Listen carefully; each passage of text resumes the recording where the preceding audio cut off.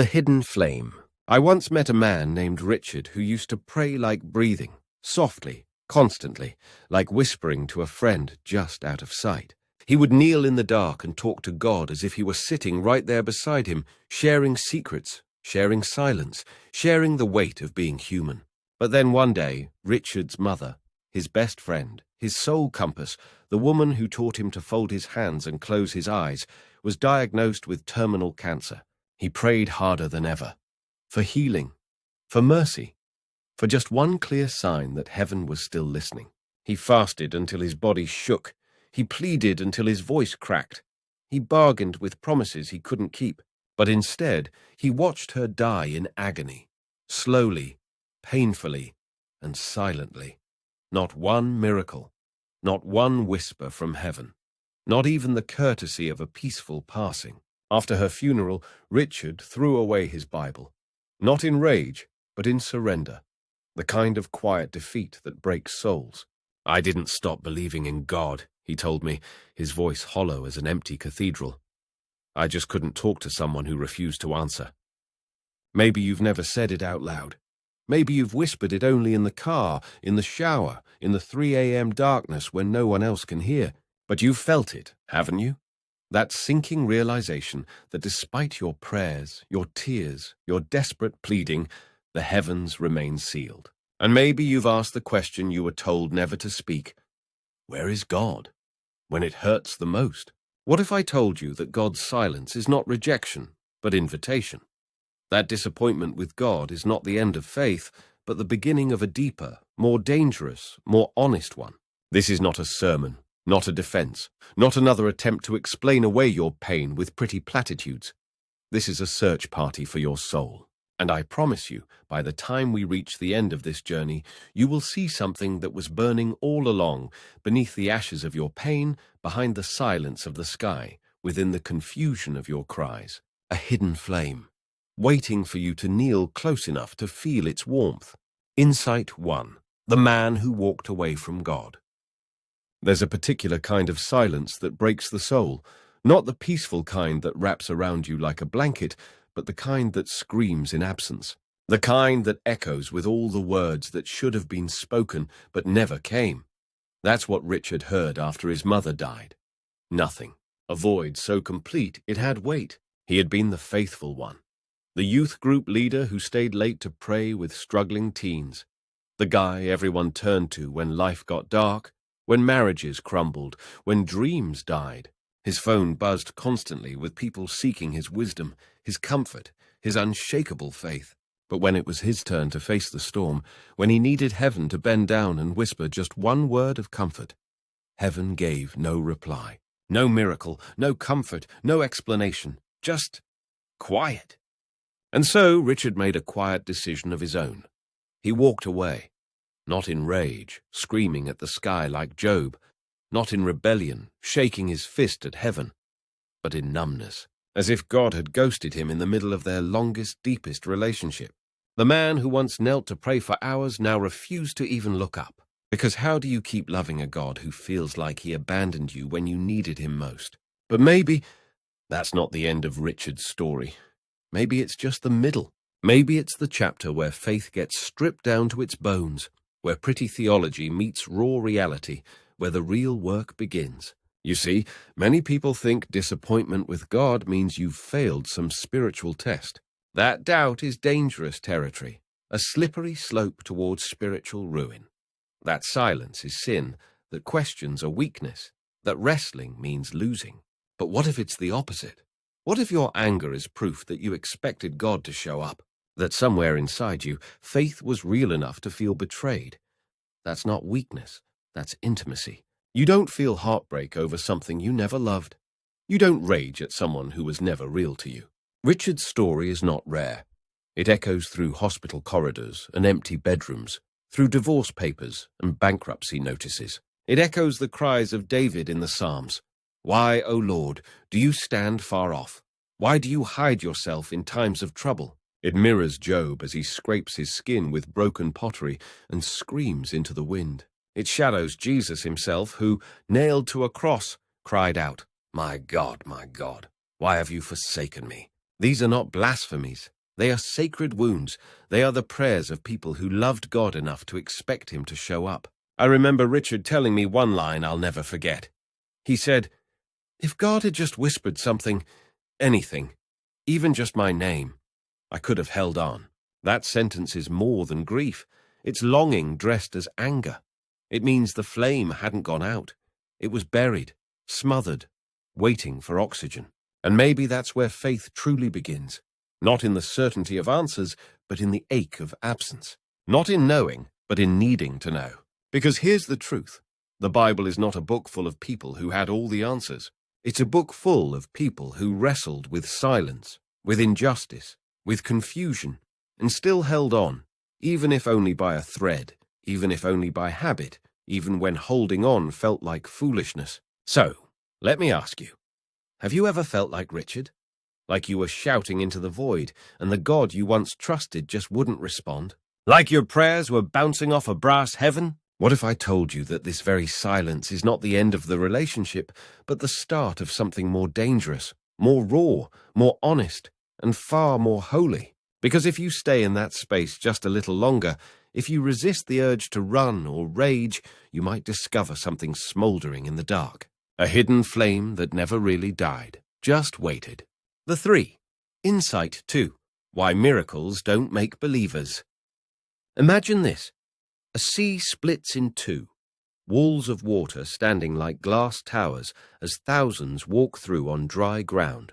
The very elements bend to divine command. Fire falls from the sky, consuming altars soaked in water. Manna appears each morning like dew bread from heaven, perfectly portioned, divinely delivered. These are not metaphors. These are not spiritual allegories. These were miracles witnessed by the nation of Israel, recorded by historians, remembered in songs. And yet, within days, they complained. Within weeks, they built idols from their own jewelry. Within years, they forgot who brought them out of slavery. How is it possible to see the hand of God move mountains and still doubt he exists? How can a generation that walked through a miracle complain about the menu? Because miracles are fireworks. They light up the sky for a moment, dazzling and loud, photographed and shared and talked about for weeks. But they don't last. They don't linger in the soul. They don't change the core of who we are, not unless something deeper is burning underneath, something that doesn't depend on the show. We often think, if God would just do something visible, something undeniable, I'd believe again. If he'd heal my marriage, restore my finances, bring back my prodigal child, then I'd have faith. But the truth is, miracles are the weakest fuel for faith.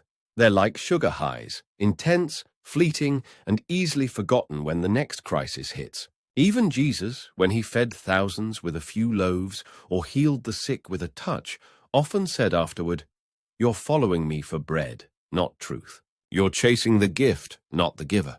The crowd chased wonders, not wisdom. They wanted the benefits of God without the relationship with God. And when the miracles stopped, so did their devotion. Here's the shocking part. God knows this. He's not surprised by our spiritual amnesia. And that's why, more often than not, he chooses silence over spectacle, presence over performance. Why? Because spectacle stirs the eyes, but silence tests the heart. Anyone can worship a magician. Anyone can follow a superhero. But only someone who truly trusts can love a God who doesn't perform on command, who doesn't always show up the way we expect, who sometimes lets us walk through the valley without parting the darkness. Let me tell you a story. A friend of mine, Sarah, grew up in a Pentecostal church full of miracles. Tongues, healings, visions, prophecies, you name it, she'd seen it. The supernatural was normal, expected, almost mundane. But when her younger brother died in a car crash on the way home from youth group, she begged God for one more miracle. Just one. The biggest one. To bring him back. To reverse time. To undo what couldn't be undone. He never came back, and from that day she couldn't understand why the God of power, the God who could heal strangers' diseases, refused to show up for her family's greatest need. For a long time, she thought faith had to mean getting answers, receiving miracles, seeing God move in obvious ways. But years later, after walking through grief and finding God in the ashes, she told me, Maybe it's stronger faith to still believe, even when you don't get what you prayed for. Maybe faith that survives silence is more precious than faith that only exists because of signs. That's when it hit me. Miracles might spark faith, but they rarely sustain it. What sustains it is relationship, connection, the slow burn of presence over the quick flash of power. Silence doesn't destroy that relationship, it refines it. It asks, will you still walk with me when the show is over? Will you love me when I'm not performing? Will you trust me when you can't see me working? So let me ask you this. Have you ever chased God for the miracle more than the meaning? Have you ever believed only when the sky lit up, but crumbled when it stayed dark? Have you made your faith dependent on God's performance rather than his presence? If so, you're not alone, and you're not wrong. You're human. But maybe now you're ready to trade fireworks for fire. Not a burning bush that wows the crowd and fades by morning, but a small flame that lights the cave of your soul and burns steady through every storm. Because the flame that survives the silence, that's the one that will never go out. Verse 4. Insight. The God who chose silence. There's a moment every child faces, when the parent lets go. The training wheels come off, the hand slips away from the back of the bicycle, and the child wobbles forward, terrified and exhilarated. Not because the parent has disappeared, but because they're just far enough back to let the child try, to let them discover their own balance, their own strength. That is what God's silence often feels like.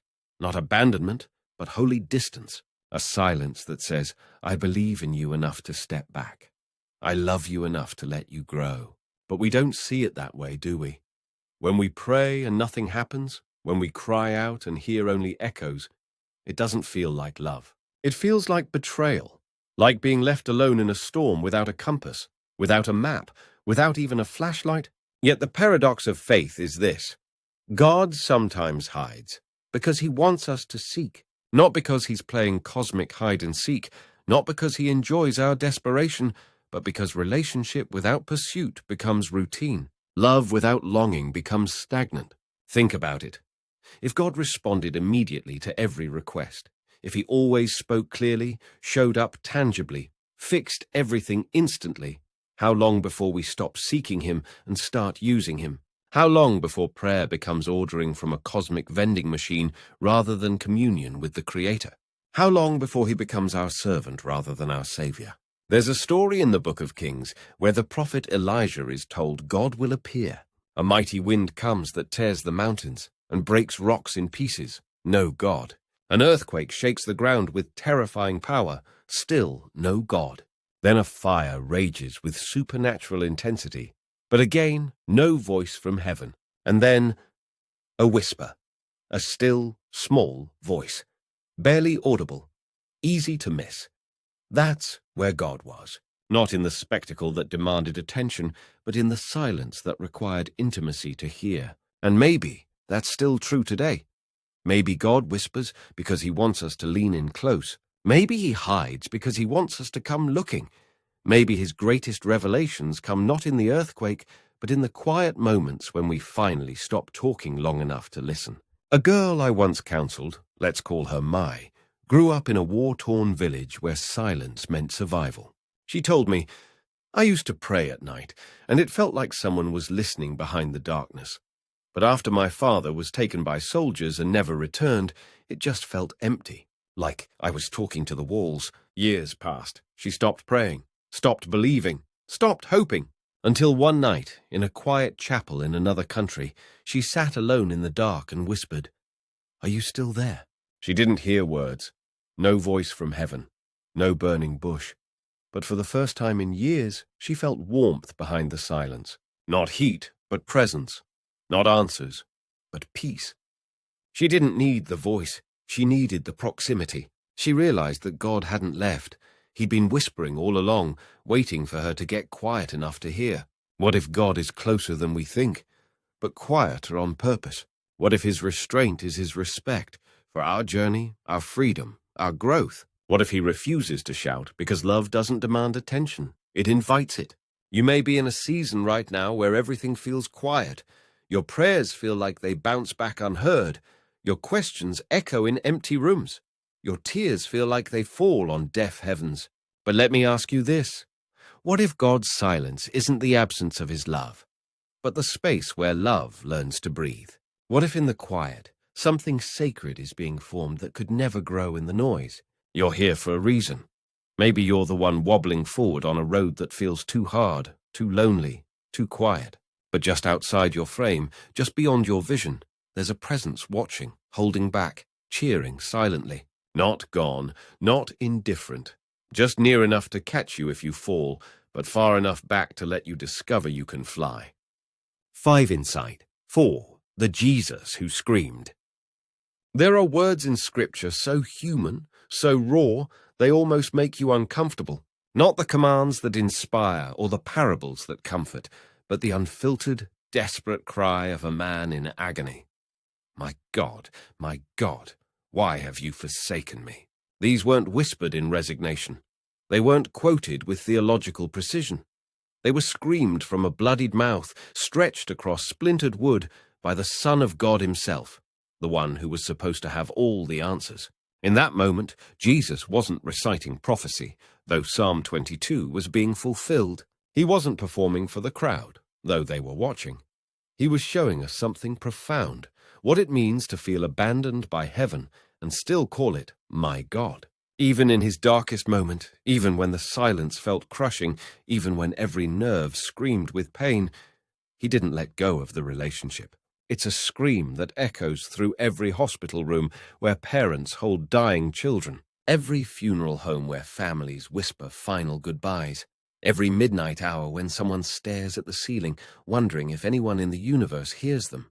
If Jesus himself, fully divine, fully aware of the cosmic plan, could feel such crushing silence, then what does that say about our cries? It says they're sacred, valid, understood by someone who's been there.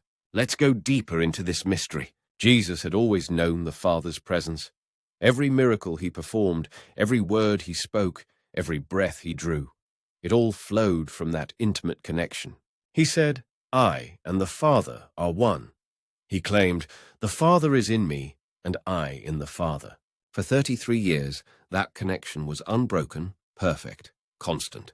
But in the moment of crucifixion, as sin wrapped around him like suffocating smoke, as the weight of humanity's rebellion pressed down on his shoulders, he experienced something we rarely name: divine distance. Not because the Father stopped loving him, but because the full weight of human separation had to be felt. No shortcuts, no heavenly bypass, no last-minute rescue. If he was going to bridge the gap between God and humanity, he had to experience both sides of that chasm.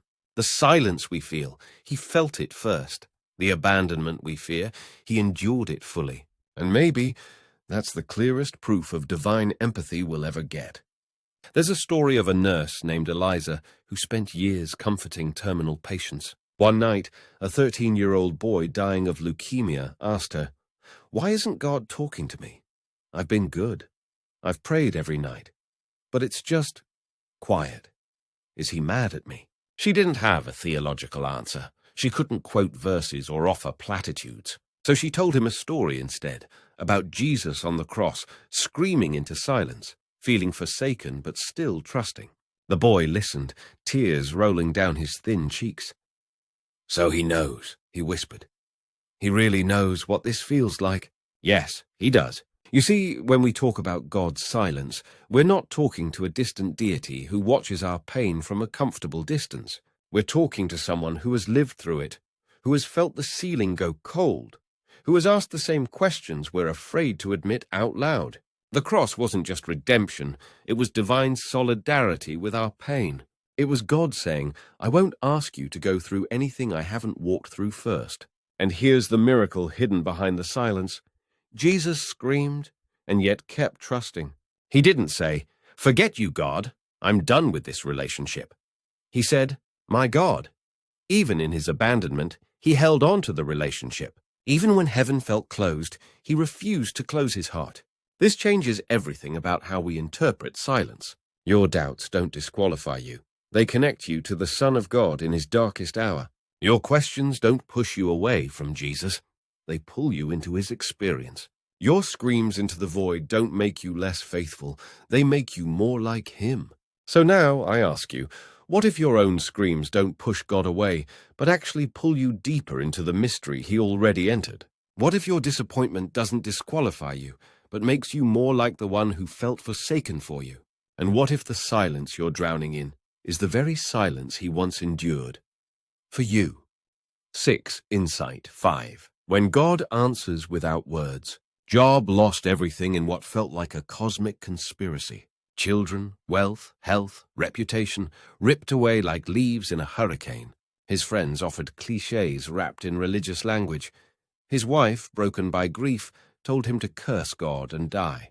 And Job? He sat in ashes, scraping his infected skin with broken pottery, asking the question we all ask when life collapses without warning.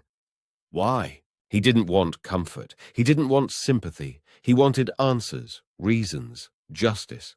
He wanted God to step into the courtroom of his life and explain himself, to justify the suffering, to make sense of the senseless. Job was a good man destroyed for no apparent reason, and he demanded an explanation. But when God finally replied after chapters of silence, something strange happened. He didn't offer explanations. He didn't defend his actions. He didn't apologize or justify or even mention Job's suffering. Instead, he asked questions. Where were you when I laid the foundation of the earth? Have you commanded the morning since your days began? Can you bind the cluster of the Pleiades or loose the belt of Orion? God showed Job the stars in their courses, the sea in its boundaries, the storms in their power, the mysteries beyond human comprehension, not to belittle him, but to lift him, to shift his gaze from the pit to the cosmos, to expand his vision beyond his pain to the glory he'd been missing while staring at his wounds. And in that moment, something profound happened to Job. He didn't get the answer he wanted, but he got the presence he needed. He stopped demanding explanations and started worshipping the inexplicable. I've heard of you by the hearing of the ear, he said, but now my eye sees you. The silence broke not with answers, but with encounter. You see, sometimes we think comfort comes from clarity. We believe that if we just understood the why, if we could make sense of our suffering, if we could see the bigger picture, then we could find peace. But often, what our souls truly crave isn't explanation. It's connection, not answers, but presence. The sense that even if we don't understand the why, we are not alone in the storm. I once met a man who lost his daughter to a drunk driver.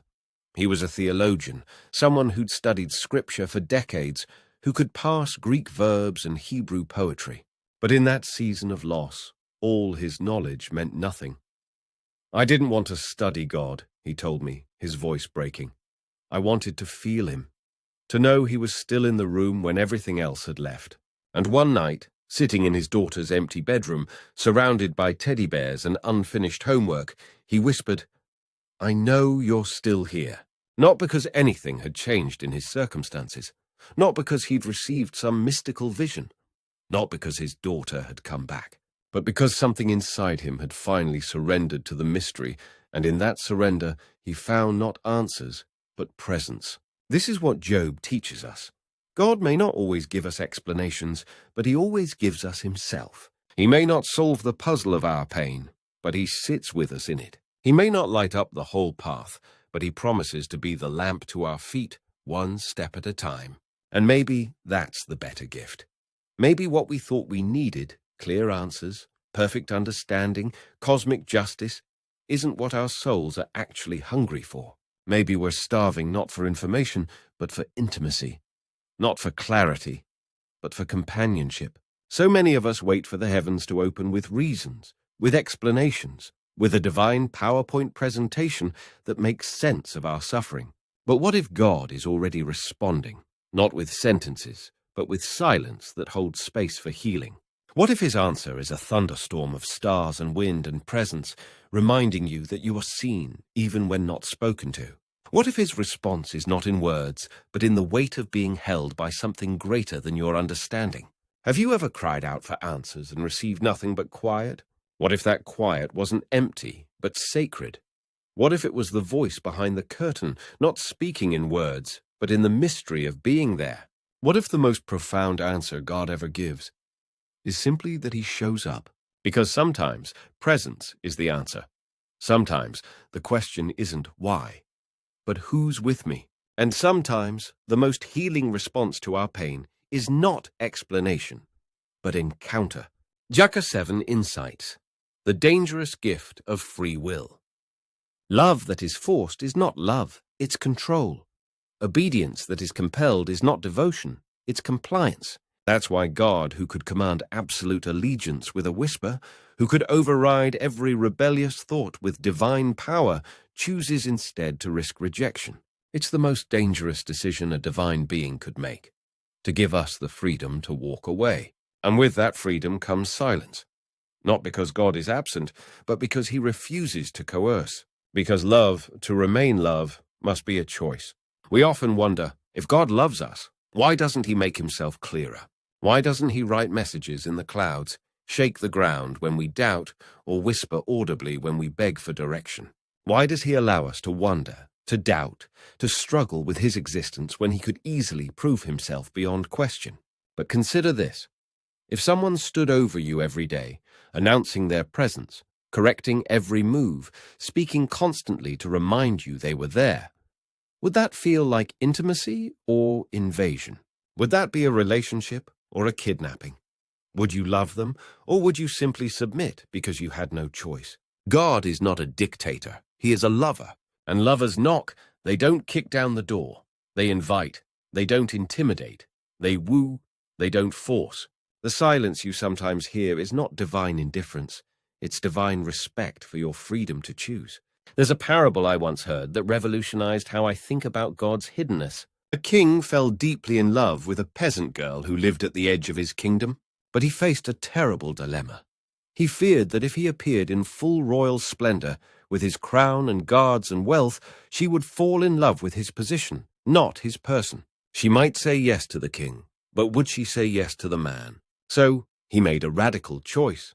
He removed his robes, dismissed his entourage, and approached her dressed as a simple commoner. He wanted her to love him freely, completely, for who he was, not what he could give her or do for her. He risked rejection for the possibility of real love. That is what God does every day. He hides his power so that love remains voluntary. He veils his glory so that our choice to seek him is genuine. He whispers instead of shouting so that our response comes from the heart, not from fear or obligation. This truth has always both comforted and terrified me, because it means God will not force himself into our lives, even when we're desperate for his intervention, even when we're begging for a sign, even when his silence feels cruel. He whispers, but he doesn't shout. He stands close, but he doesn't grab us by the shoulders and shake us into belief. He makes himself available, but he doesn't make himself unavoidable. And sometimes that restraint feels like the cruelest kind of love. But in reality, it's the highest form of respect. He's saying, I want your heart, not your fear. I want your love, not your compliance. I want you to choose me because you want to, not because you have to. Take Emily, a young woman I met who walked away from religion after years of spiritual and emotional trauma in a toxic church environment. She told me, if God is real, he must not want me, because I've begged for years, and he's never answered. I've cried until I had no tears left, and he never showed up. But what if he has shown up, not with force, but with invitations she didn't recognize, in the friend who stayed when everyone else left, in the therapist who helped her heal, in the breath she still draws every morning, in the very anger that proves she once believed he was worth getting mad at. God's presence doesn't always come in thunder and lightning. Sometimes it's in the patience of waiting, the gentleness of healing, the persistence of hope that refuses to die even when faith feels impossible. So here's the question that haunts and heals at once. Would you still want God if he never forced himself on you? If he remained hidden long enough for you to come looking? If your faith had to be a choice, not a compulsion? If love had to be free to be real? Because maybe the silence we hear isn't rejection, but a soft knocking on the soul's door. And maybe the ones who answer are those who recognize love not by its volume, but by its patience. Not by its power, but by its presence. Not by what it demands, but by what it's willing to wait for. Insight 7. The Cracked Vessel Parable. There was once a water-bearer in a distant village who carried 2 large pots, one hanging on each end of a long pole balanced across his shoulders. One pot was perfect, beautifully crafted, without flaw, arriving full every single day. The other had a crack running down its side. Each day, by the time the water-bearer reached home after the long journey from the stream, the cracked pot arrived half empty, leaving a trail of wasted water along the dusty path. After years of this daily ritual, years of silent failure and shame, the cracked pot finally spoke to the water-bearer. "I'm broken," it said, voice heavy with regret. "Every day I waste your effort. Every step I take, I lose more water. I'm not worthy of the journey. You should replace me with a perfect pot like my companion." But the water-bearer smiled gently, his eyes twinkling with a secret knowledge. "Have you noticed the flowers growing along your side of the path?" he asked. "I planted seeds there 2 years ago, and you've been watering them every single day. Your side of the path blooms with life, while the perfect pot's side remains barren. Your crack isn't your flaw, it's your gift. We live in a world obsessed with perfection, with having it all together, with presenting flawless facades. Faith is often portrayed as unwavering trust, constant joy, smiling through every storm with unshakable confidence. We see the social media posts of perfect families praying together, hear testimonies of instant healing and miraculous provision, watch preachers who never seem to doubt. But that's not real faith. That's a performance. That's spiritual perfectionism dressed up as devotion. Real faith limps. It leaks. It cries in bathroom stalls and shouts at God in empty parking lots. It struggles with doubt on Tuesday and worships with abandon on Sunday. It asks hard questions and sometimes doesn't like the answers or the silence. And sometimes it yells at the sky and then feels guilty for yelling. But what if the cracks aren't weaknesses? They're conduits. What if the broken places aren't flaws to be hidden, but channels for grace to flow through? What if God doesn't use perfect people because perfect people don't exist, and the ones who think they're perfect are usually the most dangerous? I once knew a woman named Rosa. She was quiet, gentle, and carried a guilt that aged her spirit beyond her years. Years ago, she had walked away from her faith after an abusive church experience where leaders manipulated her vulnerability and shamed her questions. The wounds ran deep, spiritual trauma that made her suspicious of anything that claimed divine authority. But when her older sister was diagnosed with ALS, Rosa found herself in an impossible position. Her sister was dying slowly, and nothing in Rosa's toolkit of therapy and self-help could touch the depth of that grief. So reluctantly, painfully, like someone picking up broken glass, she began praying again. Not because she believed it would work, not because she trusted God to heal, but because something inside her longed to try. Because in the face of death, even broken prayers felt better than no prayers at all. And as the illness progressed, so did something unexpected in Rosa's soul. Not faith in healing. Her sister didn't get better. Not faith in perfect answers. Her questions remained. But faith in presence. She became her sister's fiercest companion, her most devoted advocate, her most loving witness. When her sister passed after 2 painful years, Rosa didn't lose faith again, because this time it wasn't built on promises of miraculous intervention. It was built on the sacred act of showing up, of staying present, of loving in the midst of loss. She told me months later, tears streaming down her face, "I'm not the same person I was before. I'm more broken in some ways, more realistic about what faith can and can't do, but I think God used the cracks. I think he used my brokenness to love my sister in ways I never could have if I'd stayed safely intact." What if your flaws, your wounds, your doubts, what if they aren't obstacles to faith, but the very place God wants to shine through? What if the broken parts of your story are exactly where others will see God's love most clearly? What if your struggles with belief make you more qualified, not less, to comfort others who are struggling? You don't need to hide your cracks. You don't need to tape them up, polish them over, pretend they don't exist. You don't need to wait until you're fixed to be useful to God or meaningful to others. Because in the kingdom of God, it's the leaky vessels that bloom the path. It's the imperfect prayers that water someone else's dry soul. It's the broken people who recognize other broken people and say, "Me too. Let's walk together." So let me ask you, what parts of you feel too cracked to be holy? What memories do you carry like shameful weight? What struggles do you hide because they don't fit the perfect Christian narrative? Now imagine that those very cracks might be the reason someone else sees flowers grow, that your brokenness might be the bridge someone else needs to cross from despair to hope, that your imperfect faith might be exactly what a perfect God wants to use. Because brokenness isn't the opposite of beauty. It's the birthplace of it. And sometimes, the most broken people carry the most beautiful water. The online insight.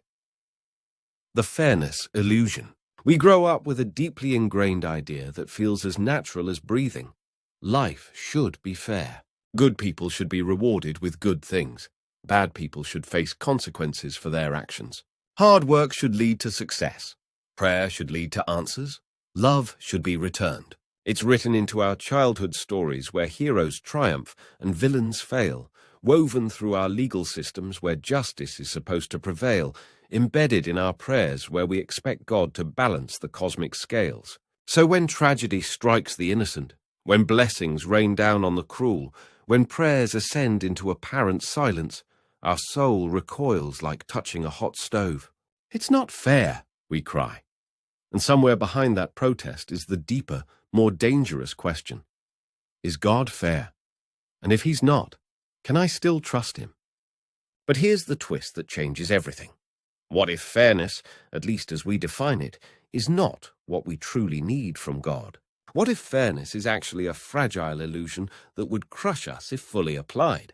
What if demanding fairness from God is like a child demanding legal representation in family court? Imagine standing before a divine courtroom, and instead of mercy, you're given strict justice. Every selfish thought examined under oath. Every cruel word played back in high definition. Every secret sin exposed under cosmic floodlights.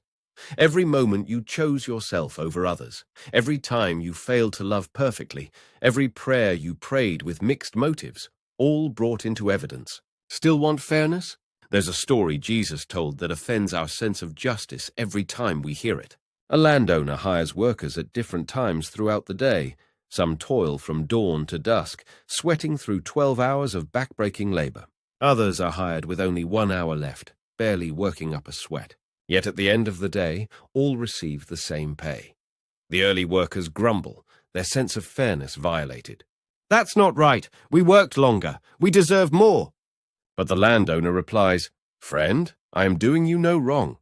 Didn't I pay you what we agreed upon? Take what belongs to you and go. I choose to give to this last worker the same as I give to you. Am I not allowed to do what I choose with what belongs to me? Or is your eye evil because I am good?" The point? God isn't fair in the way we understand fairness. He's better than fair.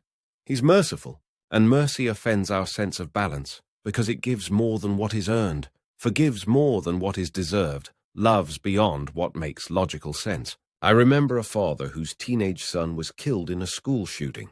In his raw grief, he told reporters, "God failed me. He let my boy die while others lived.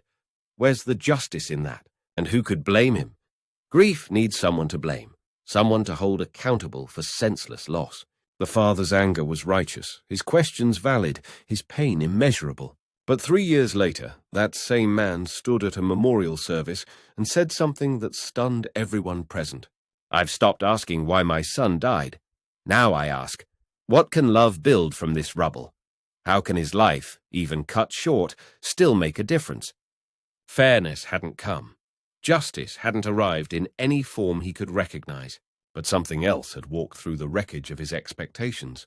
Meaning, purpose, a different kind of redemption. What if God doesn't operate on our version of balance sheets and cosmic scorecards? What if he's working with a longer view, a deeper logic, an economy of grace that sees what we cannot? What if his goodness isn't measured by symmetry, but by what he can redeem through the mess, the pain, the seemingly senseless suffering? You may look at your life right now and see nothing but injustice, loss without explanation, pain without cause, dreams deferred, prayers unanswered, promises broken. Others seem to skate through life with ease while you struggle just to survive. It feels unfair because it is unfair, at least according to our human calculations. But what if God's justice operates on a different timeline than our impatience? What if his fairness encompasses not just this life, but eternity? What if he's not interested in giving us what we deserve, but in transforming us into people who can handle what we never imagined possible? So here's the mirror that reflects our deepest assumptions. Are you still holding God hostage to your definition of fair? Are you keeping a ledger of what you think you've earned versus what you've received? Are you demanding that divine love operate according to human logic? And what if, just what if, his greatest act of love was not to level the scales according to our merit, but to tip them wildly in our favor through grace we could never earn?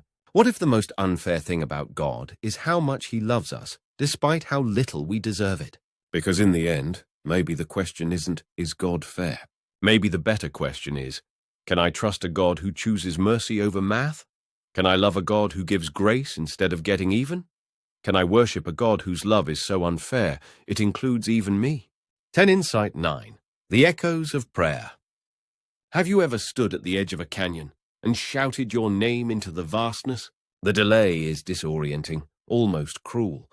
For several long seconds, you wonder if your voice vanished into nothingness, swallowed by wind and stone. But then, faintly, distorted by distance and geography, the echo returns, unmistakably yours, but changed by the journey. That's what prayer can feel like in the hardest seasons. You cry out to God with desperate urgency and hear nothing. Not because he didn't hear, but because the mountains between earth and heaven are vast, and the echo is still making its way back to you. We live in an age of instant everything. Text messages appear in seconds. Google answers questions before we finish typing. Streaming services deliver entertainment on demand. We've been trained to expect immediate responses, instant gratification, real-time feedback. But the divine doesn't work on Wi-Fi speed or operate according to Amazon Prime delivery schedules. It moves like wind-carving stone, slow, patient, relentless. And in that gap between asking and hearing, something sacred is formed. Patience, endurance, trust without immediate feedback. Faith that doesn't depend on performance metrics. But oh, how that gap can feel like torture when you're drowning. There's a woman I once met named Thu, whose story rewrote my understanding of unanswered prayer. For 12 years, 12 long, discouraging years, she prayed for her husband to find faith. Not just casual, weekend prayers, but daily pleading that cost her emotional energy. 12 years of watching him roll his eyes during conversations about God. 12 years of attending church alone while he watched football. 12 years of praying over him while he slept, whispering the same requests into the darkness. No signs, no softening, no change that she could detect. At times, she felt ridiculous. This educated professional woman kneeling night after night, whispering into silence like a child talking to an imaginary friend. Her friends suggested she was wasting her time. Her family hinted that maybe God wasn't interested in changing her husband's heart. Maybe she should accept reality and move on. Then, one ordinary Sunday morning, no special service, no emotional music, no altar call, he sat beside her in church. Just like that. No fanfare, no dramatic conversion story.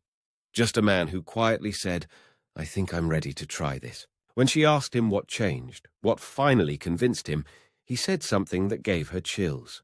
"I don't know. It just felt like something was calling me home. Like I'd been running from a voice I'd been hearing for years, but finally decided to listen." What she thought was silence had been echoing all along. Her prayers hadn't been lost in cosmic static. They'd been accumulating like snow on a mountainside, building toward an avalanche she couldn't see coming. God isn't a genie who grants wishes instantly.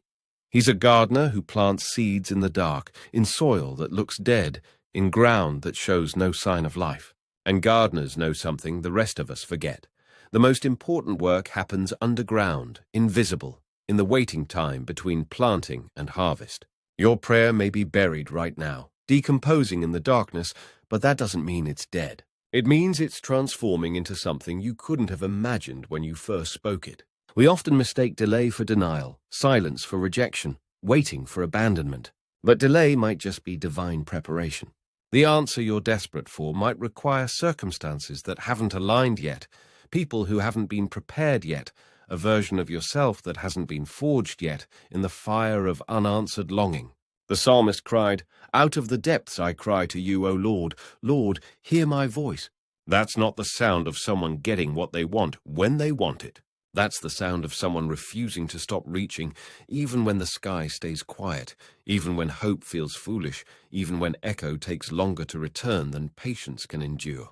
There's something else about echoes that's worth remembering. They return to you changed. The voice that comes back isn't exactly the same as the one you sent out. It's been shaped by the journey, influenced by the landscape it traveled through, refined by the distance it covered. Maybe that's what happens to our prayers too. Maybe they don't just reach God, they're transformed by the journey, and when they return to us as answers, they're often bigger, deeper, more beautiful than what we originally asked for. So I ask you, what have you stopped praying for because you thought God wasn't listening? What dream did you bury because the echo took too long to return? What relationship, what healing, what breakthrough did you release because your timeline didn't match heaven's? What if the silence wasn't his absence, but his echo still forming? What if your abandoned prayers are still traveling through the canyon of eternity, gathering momentum, building toward a return that will shake you with its beauty? Because echoes take time. Seeds take seasons. And the most powerful answers often arrive long after we stop expecting them, but right when we need them most. Sometimes the echo comes back as healing, sometimes as peace, sometimes as a completely different answer to a prayer we forgot we prayed. But it always comes back, changed by the journey, shaped by love, and perfect in its timing. 11 Insight 10. When faith means loving what you can't see. Faith is not certainty. It's not emotional high or flawless belief or unshakable confidence. Faith is not the absence of doubt or the presence of clear answers. Faith is choosing to love a God who sometimes feels like a ghost, a presence you can't hold, a voice you often can't hear, a love you can't always feel. It's reaching out your hand in the dark and deciding to keep walking anyway, even when you can't see the path, even when you can't feel the ground beneath your feet, even when every rational thought screams at you to turn back. Hebrews says, faith is confidence in what we hope for and assurance about what we do not see. But what does that mean when you're lying awake at 3 a.m., wondering if you're talking to the ceiling? What does that look like when your prayers feel like they bounce back unheard? What does it cost to believe in something that gives no guarantee, no proof, no tangible evidence of its reality? It means holding on to something that refuses to be held. It means trusting not because of what's happening in your life, but often in spite of what's happening. It means choosing love without conditions, faith without prerequisites, hope without evidence. Picture a tightrope walker stepping out over fog so thick they can't see their own feet, let alone the other side. The rope sways in wind they can feel but can't predict. The crowd below holds its breath, some cheering, others shouting warnings. But the walker keeps moving. Not because they can see the end, but because they believe in the person who stretched the rope beneath their feet. That is faith. Not walking by sight, but walking because you trust the one who built the bridge you're standing on. There's a man named Koa I once knew, a missionary who spent 7 years in a remote village where nothing seemed to change. No conversions, no breakthroughs, no dramatic stories to share in newsletters back home. Just rejection, illness, loneliness, and the slow erosion of expectations. He confessed to me during a rare visit to the city. Sometimes I think I'm talking to the ceiling. Sometimes I wonder if I've wasted 7 years of my life believing in something that isn't real, following someone who doesn't care. But he stayed. Year after year, he stayed. When I asked him why not come home, why not quit, why not find something more rewarding, he said something that haunts me still. Because I believe that God is still worth loving, even if he never gives me what I want, even if I never see results, even if this feels like failure. Some things are worth doing even if they're never rewarded. That's not weakness masquerading as strength. That's spiritual strength forged in the fire of absence, refined in the furnace of unanswered longing. Faith doesn't promise clarity. It promises companionship. It doesn't guarantee that you'll see the map, but it assures you that you'll never walk alone, even when you feel completely isolated. It doesn't offer proof, but it offers presence. Not evidence, but relationship. Not answers, but love that doesn't depend on your understanding or your performance or your ability to figure it all out. And yet, so many give up the journey when the fog doesn't lift, when the path doesn't become clear, when faith feels more like foolishness than wisdom.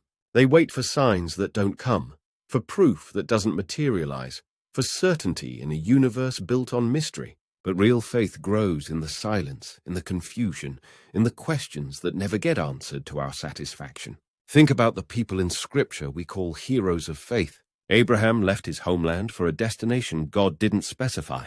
Moses led people through a wilderness for 40 years, dying before he reached the promised land. Hosea loved a wife who betrayed him repeatedly. Job worshipped while his world crumbled. Jesus prayed in agony, "Let this cup pass from me," then drank it anyway. None of them had easy faith. None of them got constant confirmation. All of them walked through seasons where heaven felt silent, where God felt absent, where love felt unreturned. But they kept walking, not because the path was clear, but because they believed the destination was worth reaching. So here's the moment of brutal honesty. What if true faith is not the absence of doubt, but the refusal to walk away because of it? What if the most powerful worship happens when you raise your hands in a room where God feels completely gone and still whisper, "I love you anyway"? What if faith that survives silence is more precious than faith that only exists in sunshine? That kind of faith doesn't make headlines or sell books or fill stadiums, but it moves heaven. It's the kind of faith that angels lean in to watch, amazed at humans who love without seeing, who trust without guarantees, who hope against hope. It's not flashy or impressive by human standards, but it's flame-proof, weatherproof, doubt-proof. And maybe that's the kind of faith you're being invited into now, one that loves what it can't see, one that walks when the road disappears, one that burns silently in the dark, refusing to die, refusing to quit, refusing to let go of a love that doesn't always make sense but somehow makes everything else meaningful. Because sometimes the only thing stronger than doubt is stubborn love. And sometimes stubborn love is all the faith we need. See final insight. The flame still burns. You've walked through silence that screamed, through unanswered prayers that echoed in empty rooms, through divine distance that felt like abandonment, through shattered expectations and rewritten definitions of what faith actually costs. You've sat with Richard in his grief, with Job in his ashes, with Jesus in his God-forsakenness. You've questioned fairness, wrestled with free will, examined your cracks, and chosen to keep walking even when the path disappeared. And yet, somehow, mysteriously, miraculously, you're still here, still watching, still searching, still hoping that somewhere in all this theological complexity and spiritual mystery, there's something real, something worth holding on to. Something that makes the struggle worthwhile. That alone is proof. The flame still burns. We often think of faith as fire from heaven, blazing, loud, undeniable, burning away all doubt and fear. The kind of faith that moves mountains with a whisper and parts seas with a prayer. But more often, much more often, faith is an ember, fragile and hidden, buried under disappointment, and covered with the ash of broken expectations. So small you might miss it. So quiet you have to lean in close to feel its warmth. But even under the weight of loss and confusion, even when smothered by pain and questions and the cruel silence of an apparently indifferent universe, it survives. Because faith, at its core, is not about how loudly you believe, or how confidently you proclaim, or how perfectly you perform. It's about how quietly you refuse to quit, how gently you protect that spark when everything around you tries to snuff it out. There's a monastery in the mountains of France where monks have kept a fire burning for over 800 years. Through wars and plagues and political upheavals, through seasons when the monastery was nearly abandoned and times when only one old monk remained to tend the flame. Not because they need the heat. They have modern heating now. Not because they need the light. Electricity was installed decades ago. But because they believe in the symbol that the presence of God never truly goes out, even when everything else falls apart. One winter night during a particularly violent storm, the flame almost died. Winds howled through cracks in ancient walls. Rain leaked through the roof. The flame flickered down to almost nothing, just a tiny orange glow barely visible in the darkness. But one young monk, Brother Thomas, shielded it with his hands for 6 hours straight, whispering prayers and breathing gently on the ember, refusing to let 8 centuries of continuity die on his watch. When asked later why he didn't just relight it in the morning, he said something profound. Because someone, somewhere, might need to know this flame is still burning tonight. Someone fighting their own darkness might need to believe that something sacred survives, even in the storm. That's what you've been doing, isn't it? Maybe without even realizing it, holding on to something you weren't even sure was still there, whispering prayers into silence that felt empty, waiting for answers that never came in the form you expected, hoping for healing that arrived differently than you imagined. Not because you were certain, but because something deep in your soul refused to let go completely. And here's what you must know, what you must never forget. That's not failure. That's not weakness. That's not evidence of insufficient faith or inadequate love or spiritual immaturity. That's sacred resilience. That's holy stubbornness. That's the kind of faith that moves mountains not by shouting at them, but by sitting quietly at their base until they erode under the patient weight of hope that will not die. Philip Yancey once wrote something that changed how I think about the timeline of faith. Faith means trusting in advance what will only make sense in reverse. One day, maybe not in this life, but one day, you may look back and see that the silence shaped you more than any answer ever could have. That the waiting taught you things about endurance you could never have learned in easy seasons. That the flame you feared was dying was actually growing stronger beneath the protective ash of your disappointment. The ember that survives the storm becomes the fire that lights the world. The faith that endures the silence becomes the faith that others seek when their own sky goes dark. The love that refuses to quit becomes the love that heals wounds you didn't even know existed. So if you've ever felt like your faith is barely flickering, if you've been one breath away from giving up, if you've wondered whether holding on is worth the pain, hear this with every cell in your body. You are not alone in the darkness. You are not weak for questioning. You are not lost for wandering. And the flame is not dead. It is hidden beneath protective ash. It is waiting for the right moment to burst back into visible flame.